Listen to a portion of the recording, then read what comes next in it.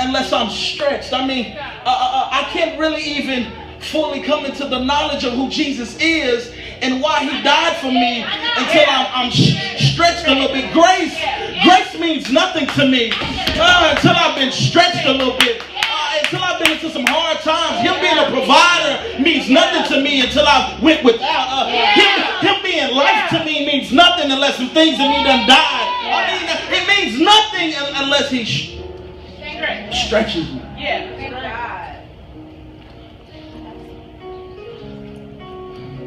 Welcome to the process. And I don't care how much you work out and how tight you get your stomach and your love handles are no more. And you get those washboard abs you've been working so hard for. You will always,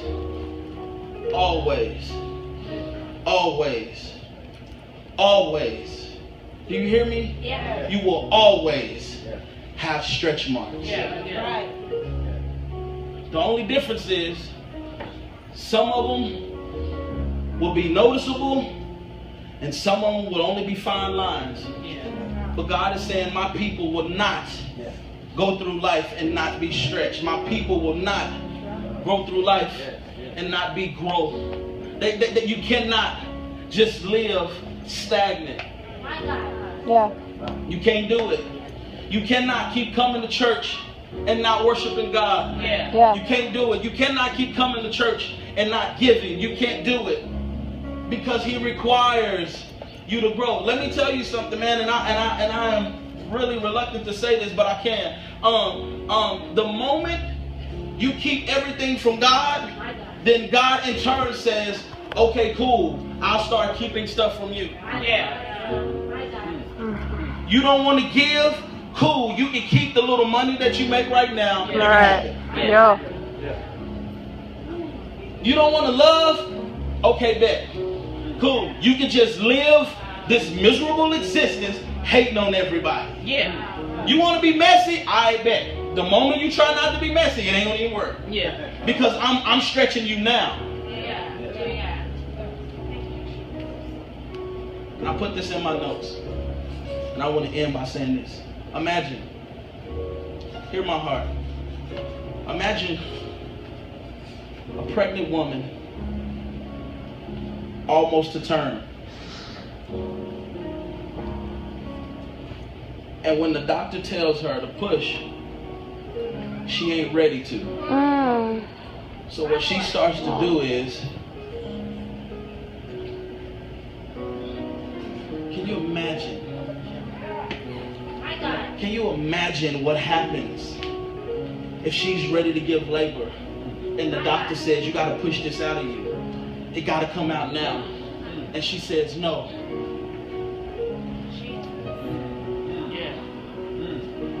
If you're not going with the process, you're going against it. Yeah. And the only thing that happens to a pregnant woman that will not push or that will push in the opposite direction is that you lose the promise. You lose it. You suffocate it. You kill it. So I made up in my mind a long time ago that God, if I gotta wear big shirts to hide the fact that I'm pregnant with something, I'll do it. I'll do everything that I can before I suffocate what you gave me. I'll do everything that I can. If it means I have to walk around like this sometimes, I know it look crazy, but I'm pregnant. I'm just dealing with, I'm pregnant. I got some stuff in me that's coming out at some point. It's got to come out. Funny thing about pregnant women is this. If you really pregnant, you want crazy stuff out of nowhere. And you want more of it. And you want more of it. And you want more of it. What are you saying, Pastor? What I'm saying is, when you're pregnant, you feed that thing. Your appetite switches. Sometimes it just says, it's the middle of the day and I'm at my computer, but I just got a craving for worship. I just feel something different. I know it's weird at this point in time, but I want prayer right now. That's, man. Come on.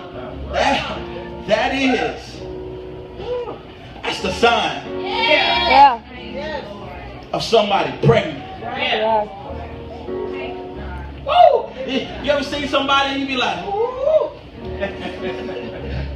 You sure is pregnant. And you know what, man? I made up my mind. I got 4 kids. And I told the Lord, people always ask me, will you ever have any more kids? Absolutely not. 0 chance. Not doing it ever. Ever. Amen. Come on, somebody. Never. Never. And more than I want any more kids, my reasoning is always this. Because I don't want to put a woman through that again. Because it looks painful. It looks uncomfortable. It's so not flattering. It's only a certain people who you look at them and you say, they're pretty pregnant. The majority of pregnant people aren't pretty pregnant. It's uncomfortable. And I'm trying to stop, but the revelation just keep on rolling. See, here's the thing about being pregnant. It don't just affect one part of who I am. My feet start swelling. Things just start looking different on my body based on what's in me. I am church. Man, I don't know about you. I got some stretch marks and I'm proud. I got some stretch marks and I ain't hiding them from nobody. I got some stretch marks and I ain't tripping about it. Don't bring me no cocoa butter. Don't bring me no oil. Don't bring me no antidote. I don't want none of that because I am proud of everything God is doing in my life. And I'm proud that I'm growing around this area. And the more and more it grows, the more and more you get to see that I'm full. I'm full of, there's something. That boy don't miss a meal. You're right. I eat a lot. I eat all the time. I'm pregnant. Amen. And a good word.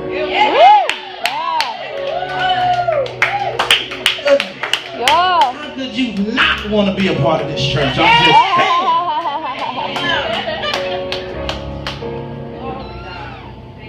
This morning, man, I want to leave you with this thought.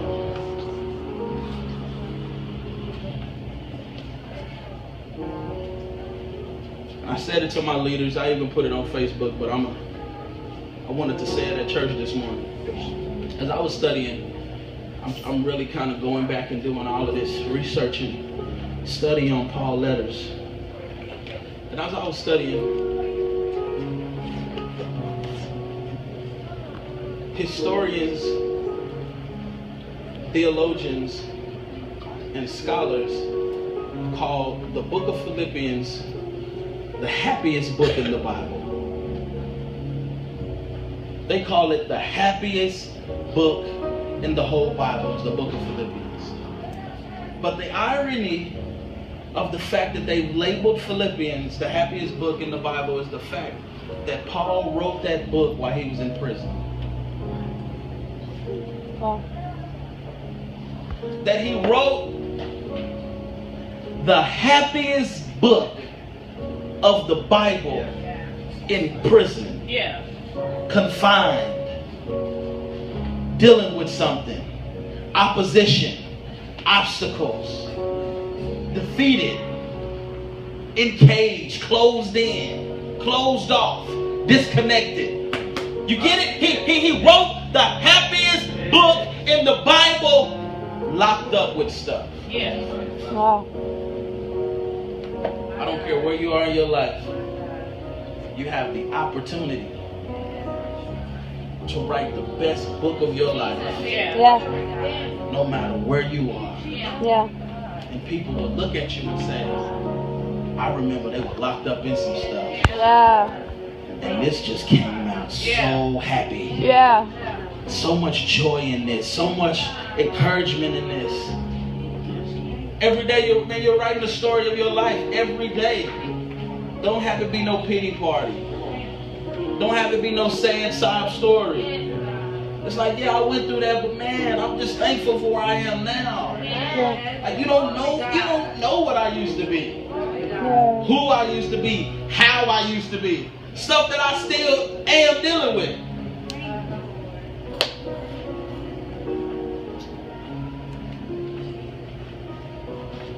I told my leadership team this. I give them some good stuff. I wish everybody was there on Thursday nights. But there is a strong indication. Hear me, everybody on the sound of my voice. Let me encourage you for the rest of your life. Check this out. Based on things that Paul wrote and Timothy wrote and Matthew wrote, and based on a lot of writings all over the Bible, there's a strong indication to me that says you will die struggling.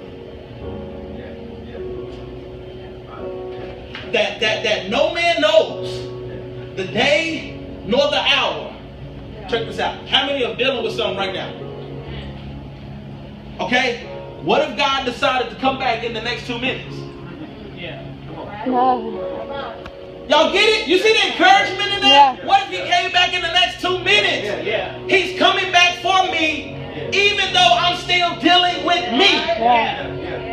So I don't got no excuse not to grow. I ain't got no excuse not to grow. Because I might still be dealing with that same thing. The question is, am I at least dealing with it? Am I at least confronting it? Am I at least tired of it? Do I at least not want it no more? Paul said that, man, there was this storm in my flesh. A message from